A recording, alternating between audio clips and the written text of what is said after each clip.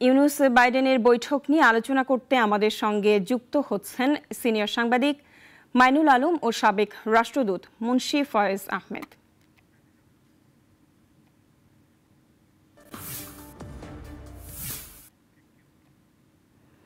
আপনাদের দুজনকে স্বাগত জানাচ্ছি নাগরিক টেলিভিশনে।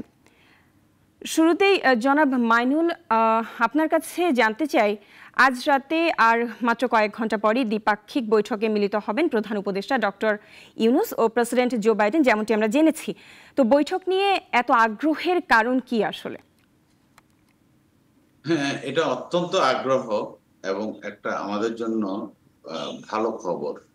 কারণ আমার জানা মতে গত 2 দশকে কিংবা আরো বেশি সময় 30 বছরে প্রেসিডেন্ট যুক্তরাষ্ট্রের কোন প্রেসিডেন্ট নিউ ইয়র্কে জাতিসংঘ সাধারণ পরিষদের অধিবেশনে গিয়ে অন্য কোনো রাষ্ট্রপ্রধান কিংবা সরকার প্রধানের সাথে এই ধরনের বৈঠক করেছেন বলে আমাদের জানা নেই।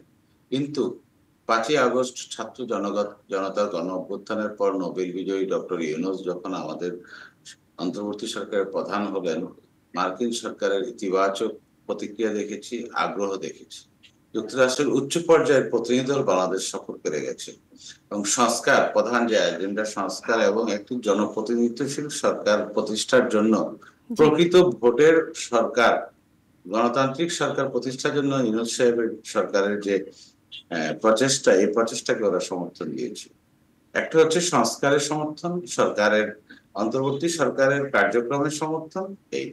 এটা একটা নতুন বিষয় বাংলাদেশের প্রেক্ষাপটে, কারণ বিগত 15-20 বছরে এমন কোনো কাজ হয়নি। এবং বাংলাদেশের আগ্রহ এবং যুক্তরাষ্ট্রের আগ্রহে, কারণ ডক্টর ইউনূস মার্কিন প্রশাসন, মার্কিন সরকার সহ ডেমোক্রেটদের কাছে কিংবা যে কোনো যুক্তরাষ্ট্রের সরকার কিংবা পশ্চিমাদের কাছে কিংবা বিশ্ববাসীর কাছে অত্যন্ত ভিন্ন আঙ্গিকে পরিচিত এবং গ্রহণযোগ্য এবং শ্রদ্ধেয় ব্যক্তিত্ব। এই জন্য ডক্টর ইউনূসের মতো ব্যক্তিত্ব যখন বাংলাদেশের সরকারে আছে, মার্কিন সরকারের আগ্রহটা বেড়ে গেছে এবং প্রকৃত গণতান্ত্রিক সরকার প্রতিষ্ঠা, মানবাধিকার রক্ষা এবং মানবাধিকার চর্চা প্রতিষ্ঠায় ডক্টর ইউনূসের সচেষ্ট উদ্যোগ লক্ষণীয়, যার ফলে এই সরকারকে যুক্তরাষ্ট্র সরকার সমর্থন দিয়েছে এবং দিয়ে যাবে।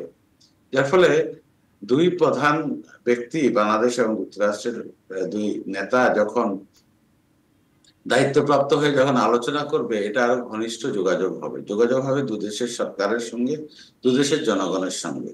এই জন্যই আগ্রহ বেশি এবং বাংলাদেশের জন্য এটা একটা বড় প্রাপ্তি বলে আমি মনে করি। আপনি নিশ্চয়ই দেখেছেন বাংলাদেশের সংবাদপত্র, গণমাধ্যম, বুদ্ধিজীবী, বিশেষজ্ঞ, কূটনীতি সংশ্লিষ্ট প্রতিটি ব্যক্তি এই বৈঠককে খুব ভিন্ন মাত্রায় মূল্যায়ন করছেন। নিউ ইয়র্কে সেপ্টেম্বর মাসে জাতিসংঘ সাধারণ পরিষদের ফাঁকে সাইডলাইনে এ ধরনের বৈঠক খুব বিরল। সাধারণত নিউ ইয়র্কে জাতিসংঘ এই অধিবেশনে মার্কিন কোন প্রেসিডেন্ট আসেন, সকল প্রেসিডেন্টের ক্ষেত্রেই দেখেছি, বর্তমানে জো বাইডেন এবং তার আগে যারা ছিলেন সবার ক্ষেত্রে দেখেছি, একদিন কিংবা দুদিন থাকেন। একটি সংক্ষিপ্ত সফরে মার্কিন প্রেসিডেন্ট নিউ ইয়র্কে আসেন, প্রধান বক্তা হিসেবে জাতিসংঘের সাধারণ পরিষদের বিতর্কে অংশ নেন, কিছুটা বিভিন্ন রাষ্ট্রপ্রধান, সরকার প্রধানের সাথে আলোচনা করেন কিংবা ইনফরমাল ডিসকাশন করেন, একটা নৈশভোজে অংশ নেন। কিন্তু এই ফাঁকে বাংলাদেশের সরকার প্রধান ডক্টর ইউনূসকে উনি সময় দিয়েছেন এবং আলোচনা হবে এখন থেকে কয়েক ঘন্টার মধ্যেই হবে। নিউ ইয়র্ক সময় দুপুর কিংবা এর কিছু আগে পরের সময় হবে এবং সম্ভাব্য সময় নির্ধারিত হয়েছে। আমরা হয়তো আজকে ঢাকার সময়, বাংলাদেশ সময় রাতের মধ্যেই আমরা এটা জানতে পারবো, যে কিছু মধ্যরাতের মধ্যেই জানতে পারবো যে কি আলোচনা হলো এবং সচিত্র প্রতিবেদন পাবো। এটা এই জন্য খুবই গুরুত্বপূর্ণ এবং গণতন্ত্র, মানবাধিকার বাংলাদেশের সমাজ ও রাষ্ট্র থেকে যখন হারিয়ে গেছে গত কয়েক বছরে, এখন এই গণতন্ত্র মানবাধিকার ফিরিয়ে আসার যে প্রচেষ্টা, প্রত্যয় অন্তর্বর্তী সরকার নিয়েছে, ডক্টর ইউনূস নিয়েছেন, তার উপদেষ্টা পরিষদ সরকার নিয়েছেন, এতে বিশ্ববাসীর একটা অকুণ্ঠ সমর্থন রয়েছে। জি জনাব মাইনুল, আমরা আবারও ফিরছি আপনার কাছে, যেতে চাচ্ছি জনাব মুন্সি ফয়েজ কাছে যাচ্ছি, যে জানতে চাই, যতদূর জানা যাচ্ছে আজ যে দ্বিপাক্ষিক বৈঠক হবে সেই বৈঠকের সময়সীমা আধা ঘন্টা। তো আলোচনা টেবিলে বাংলাদেশের তরফ থেকে কি কি বিষয় তোলা হতে পারে বলে মনে করেন আপনি? এই বৈঠকে তুলবার মতন বিষয় তো অনেক আছে, কিন্তু প্রথম কথা হলো যে এটা একটা যেভাবেই হোক একটা সৌজন্যের ব্যাপারও আছে। তো সুতরাং সেখানে মার্কিন যুক্তরাষ্ট্র আমাদের এই বর্তমান যে পরিবর্তিত পরিস্থিতি, রাজনৈতিক পরিস্থিতি, নতুন সরকার, সেই সরকারকে মার্কিন যুক্তরাষ্ট্র আহ, সমর্থন জানিয়েছে। এবং আসলে গত বেশ কিছুদিন ধরে মার্কিন যুক্তরাষ্ট্র যে ধরনের পরিবর্তনের জন্য বিভিন্ন রকমের উদ্যোগ নেওয়ার চেষ্টা করেছে সেগুলোর সাথে মিলে যায়। তাই এই বর্তমান পরিস্থিতি, মানে এই বর্তমান সরকারের যে উদ্দেশ্য, অঙ্গীকার, সেগুলো সব মিলে যায়। সুতরাং তারা সেটাকে আহ, আহ, সমর্থন জানিয়েছে। এবং সেই সমর্থন জানানো, তারা যে সমর্থন জানিয়েছে সেটাকে একটা, তাদেরকে ধন্যবাদ দেওয়া, তাদেরকে কৃতজ্ঞতা প্রকাশ করা, এটা আমি মনে করি একটা বড় সুযোগ। আর তার সাথে সাথে যে এই যে পরিবর্তনের ফলে কিন্তু আমাদের নানান রকম বড় রকমের একটা অস্থিতিশীলতা তৈরি হয়েছে। সেই অস্থিতিশীলতা থেকে কিভাবে আমরা নতুন যে সংস্কারের কথা বলা হচ্ছে, যা কিছু একটা যে স্থিতিশীল অবস্থা তৈরি করতে হবে, একটা একদিকে এগিয়ে যাব, সেইগুলোর জন্য যেসব ধরনের সাহায্য সহযোগিতা দরকার সেইগুলো আমরা তাদের কাছে চাইবো, এটাই তো স্বাভাবিক। এবং সেখানে সবচেয়ে বড় সামনে আসবে, আমরা একটা অর্থনৈতিক একটা সংকটের মধ্যে দিয়ে যাচ্ছি।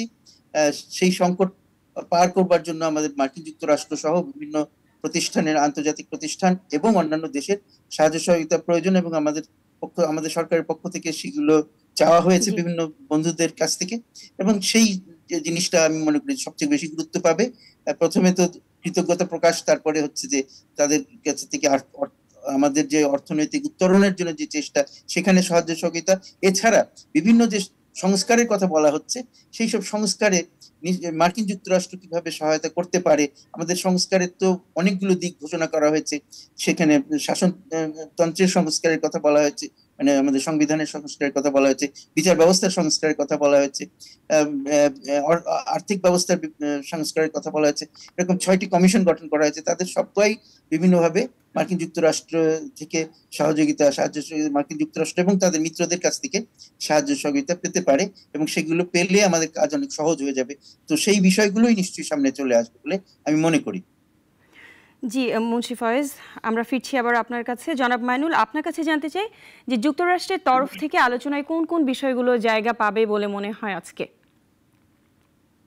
না, বাংলাদেশের সঙ্গে যুক্তরাষ্ট্রের যখন আলোচনা হয়, আমরা বিভিন্ন সরকারের সময় দেখেছি বাংলাদেশের কিছু ইস্যু থাকে, যুক্তরাষ্ট্রের কিছু ইস্যু থাকে।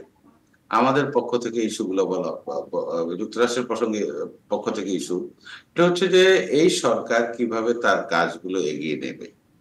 অন্তর্বর্তী সরকার স্বল্প সময়ের জন্য সংস্কার করবে, নির্বাচন দেবে, গণতান্ত্রিকভাবে প্রকৃত নির্বাচিত সরকারের কাছে জনগণের মতের প্রতিফলন হয় এমন একটি নির্বাচন দিবে এবং নির্বাচিত সরকারের কাছে দায়িত্ব হস্তান্তর করবে। এ হচ্ছে এই সরকারের কাজ। এখন সংস্কার বলতে একটা ব্যাপক অর্থে সংস্কার, নির্বাচন কমিশন, বিচার বিভাগ, জনপ্রশাসন থেকে শুরু করে পুলিশ, গণমাধ্যম, অনেক সংস্কার কাজ আছে, যেটা এই সরকারের সীমার মধ্যে এবং সীমিত সময় এবং সীমিত সক্ষমতা। বুঝতে হবে এই সরকারের ক্ষমতা সীমিত আবার অসীম। এই সীমিত সময়টা যখন আমরা বিবেচনা করব, তখন ভাবতে হবে যে কতটুকু করার জন্য ম্যান্ডেট আছে।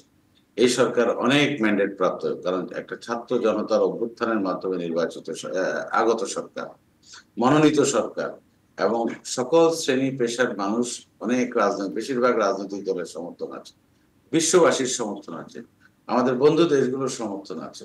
সুতরাং সংস্কার কাজ একটা ধারাবাহিক প্রক্রিয়া। এমনকি ইউনূস সরকার কি 1.5 বছরের মধ্যে সব সংস্কার করে চলে যাবে, এরপর অন্য সরকার আসবে? ব্যাপারটা তা না। সংস্কার একটা নিয়মিত, চলমান, ধারাবাহিক প্রক্রিয়া।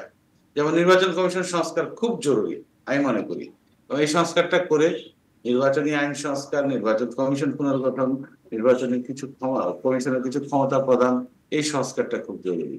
তাহলে একটা প্রকৃত নির্বাচন সম্ভব। এই জন্য দ্রুততম সময় করতে হবে। এবং এই সরকারকে মাথায় রাখতে হবে যে আমার দায়িত্ব হচ্ছে নির্বাচন দিয়ে চলে যাওয়া, এবং যে সংস্কারের কাজগুলো করেছি এটা যতটুকু করা সম্ভব সম্পন্ন করব, বাকিটা নির্বাচিত সরকার আসবে। যেমন সাংবিধানিক সংস্কার, এটা একটা ব্যাপক আলোচনা হচ্ছে। একজন কমিশন, একজন বিশিষ্ট নাগরিক কিংবা একটা আন্তর্জাতিক খ্যাতিসম্পন্ন অধ্যাপক আলী রিয়াজকে দিয়ে করা হয়েছে। উনি বিভিন্নভাবে বক্তব্য দিয়েছেন সংবিধান পুনর্লিখন, তার একটা চিন্তা আছে। সেটা যদি উনি করতে পারেন কিংবা পুরো না করলেও শুরু করতে পারেন, তাহলে এটা খুবই ভালো কাজ হবে। তবে মাথায় রাখতে হবে যে নির্দিষ্ট সময়ের মধ্যে যে নির্ধারিত সময়ের কোনো মাপকাঠি নেই। আপনি এই প্রসঙ্গে বলতে চাই যে আমাদের সেনাবাহিনী প্রধান জেনারেল ওয়াকারুজ্জামান আজকে একটি বক্তব্য দিয়েছেন আন্তর্জাতিক বার্তা সংস্থা রয়টার্স এর সাথে, বলেছেন উনি 18 মাসের মধ্যে নির্বাচন দেওয়ার জন্য সহযোগিতা করবেন। জি এতে একটা ইঙ্গিত পাওয়া গেল এবং একটা সুন্দর দিক নির্দেশনা পাওয়া গেল। এটা আমরা খুব ইতিবাচক, বিভিন্ন রাজনৈতিক দল ইতিবাচক মত দিয়েছি। সুতরাং যুক্তরাষ্ট্রের কাছে এগুলো তুলে ধরা, বাইডেনের সাথে অধ্যাপক ইউনূসের যে আলোচনা হবে তার প্রায়োরিটি গুলো তুলে ধরবে। যুক্তরাষ্ট্রেরও কিছু চাওয়া আছে, সেটা কি, এটা এই দেশকে আইনের শাসনের দিকে ফিরে আনা, আইনের শাসনের পথে ফিরে আনা, সুশাসন কায়েম করা, প্রাতিষ্ঠানিক শক্তিশালীকরণ সংস্কার করা। এবং এই কাজগুলো করলে বাংলাদেশ একটি বিনিয়োগ বান্ধব এবং বিদেশি বিনিয়োগের একটি জায়গা হতে পারে, নিরাপদ জায়গা হতে পারে। আমাদের দু দেশের সম্পর্ক অংশীদারিত্বের সম্পর্ক, এবং এই অংশীদারিত্ব শুধু অর্থনৈতিক না, ডিফেন্স এবং প্রতিটি ক্ষেত্রে, এই জলবায়ু সহ প্রতিটি ক্ষেত্রে আমাদের সম্পর্ক বিদ্যমান। এবং যুক্তরাষ্ট্র আমাদের রোহিঙ্গা ইস্যুতে ব্যাপক সমর্থন দিচ্ছে, আর্থিক সহায়তা, আন্তর্জাতিক সমর্থন দিচ্ছে। জি আমরা এগুলো আরো কাজে লাগাতে চাই, যুক্তরাষ্ট্র আরো ব্যাপকভাবে দিতে চায়, কিন্তু আমরা এগুলো গ্রহণ করার বা রিসিভ করার জন্য উপযুক্ত হতে হবে। জি যুক্তরাষ্ট্রের প্রায়োরিটি হচ্ছে এগুলো। এবং যুক্তরাষ্ট্রের পক্ষ থেকে যখন বলা হবে যে বাংলাদেশ তার অংশীদার হিসেবে যুক্তরাষ্ট্রের যে কর্মসূচি আছে জি আইপিএস, ইন্দো প্যাসিফিক স্ট্র্যাটেজিতে বাংলাদেশের কতটুকু ভূমিকা, কতটুকু অবস্থান, সেটা খুবই গুরুত্বপূর্ণ। বাংলাদেশ বরাবরই আইপিএস এর অংশীদার এবং একটি কূটনৈতিক, অর্থনৈতিক, বাণিজ্যিক কার্যক্রমের অংশীদার হতে পারে। সুতরাং এটা একটা ব্যাপার আছে, একটা ইন্দো প্যাসিফিক আউটলুক আছে বাংলাদেশের, সেটা অথবা ইউনূসের সরকার সেটা উপস্থাপন করতে পারে, কিংবা সেটাকে আরো পরিমার্জিত, সংশোধিত আকারে তুলে ধরতে পারে। সুতরাং দুদেশের আলোচনা এবং বৈঠকে অনেক ইস্যু আসতে পারে। এগুলো চলমান আলোচনার প্রক্রিয়া, জি সফরের মাধ্যমে, আলোচনার মাধ্যমে হয়, এবং আজকে শীর্ষ বৈঠকে একটা দিক জি নির্দেশনা পাওয়া যাবে। আমি ধারণা করি যে বাংলাদেশের সরকারকে যুক্তরাষ্ট্র অকুণ্ঠ সমর্থন দেবে এবং বাইডেনের বক্তব্যের মাধ্যমে সেটা হয়তো ফুটে আসবে। কিন্তু অতি সম্প্রতি যুক্তরাষ্ট্রের দুজন জি ঊর্ধ্বতন কর্মকর্তা বাংলাদেশ ঘুরে গিয়েছেন এবং গিয়ে যুক্তরাষ্ট্রের প্রশাসন, পররাষ্ট্র দপ্তর এবং রাষ্ট্রপতিকে একটা ধারণাপত্র দিয়েছেন। তার প্রেক্ষিতে আজকের গুরুত্বপূর্ণ আলোচনাটা জি হচ্ছে বলে আমার বিশ্বাস। জি জনাব মুন্সি ফয়েজ, আমরা ইতিমধ্যেই যেমনটি জেনেছি যে পররাষ্ট্র উপদেষ্টা ও ভারতের পররাষ্ট্রমন্ত্রী জয়শঙ্করের মধ্যে বৈঠক হয়েছে। তো দুই সরকার প্রধানের বৈঠকের আগে এই বৈঠকের গুরুত্ব আসলে কেমন, এটি জানতে চাচ্ছি আপনার কাছে। সাধারণত তো এটাই হয়, যে কোনো দুই দেশের সরকার প্রধানদের বা সর্বোচ্চ পর্যায়ে কোন রকমের বৈঠক হওয়ার আগে পররাষ্ট্রমন্ত্রীদের পর্যায়ে বৈঠক হয়ে থাকে। এটাই সাধারণত হয়ে থাকে। কখনো কখনো নতুন পরিস্থিতি, বিশেষ পরিস্থিতিতে হয়তো ব্যত্যয় ঘটতে পারে। সুতরাং এখানে এটা আলাদা করে দেখার কোনো সুযোগ নাই, বরং এটা যে ওনাদের মধ্যে আলাপ আলোচনা হওয়ার পরে যদি দুই দেশের সরকার প্রধানের মধ্যে আলাপ আলোচনা হয়, আমি মনে করি যে সেটা আরো বেশি অর্থবহ হবে, এবং তার থেকে আমরা যে ধরনের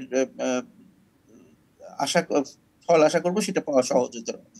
এবং বর্তমানে যেটা দুই পররাষ্ট্রমন্ত্রীর মধ্যে, আমাদের পররাষ্ট্র উপদেষ্টা এবং ভারতের পররাষ্ট্রমন্ত্রীর মধ্যে যে বৈঠক হয়েছে, জি তাতে স্বাভাবিকভাবেই সবচেয়ে গুরুত্বপূর্ণ জিনিস যেটা ছিল সেটা হলো যে দুই দেশই চায় যে পরস্পরের সাথে সম্পর্ক একটা ভালো অবস্থানে থাকুক, এবং ক্রমাগত এটাকে কিভাবে উন্নত করা যায় এবং দুই দেশই যাতে সহযোগিতার ক্ষেত্রগুলোকে বাড়িয়ে নিতে পারে, সেই কথাগুলোই তারা নিশ্চয়ই আলাপ আলোচনা করেছে।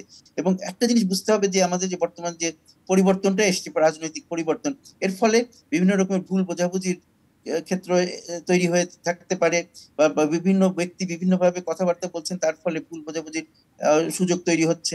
সুতরাং সেখান থেকে বেরিয়ে আসার জন্য এটা একটা খুব গুরুত্বপূর্ণ একটা বৈঠক ছিল আমি মনে করি। জি এবং বৈঠকের যে ফলাফল আমরা দেখব, তাতে এটা নিশ্চিতভাবে প্রকাশ পাবে যে দুই দেশই সম্পর্কটাকে এগিয়ে নিয়ে যাওয়ার এবং যেসব ভুল বোঝাবুঝির সম্ভাবনা আছে সেগুলো থেকে বের হয়ে আসবার জি জন্য দুই দেশই সচেষ্ট, সেটাই প্রকাশিত হবে। জি জনাব মাইনুল আলম এবং জনাব মুন্সি ফয়েজ, আপনাদের দুজনকে অসংখ্য ধন্যবাদ আমাদের সাথে যুক্ত হবার জন্য। 250টিরও বেশি ডিজাইন অপশন নিয়ে ওয়ালটন স্মার্ট ফ্রিজ, বোঝে আপনার প্রয়োজন।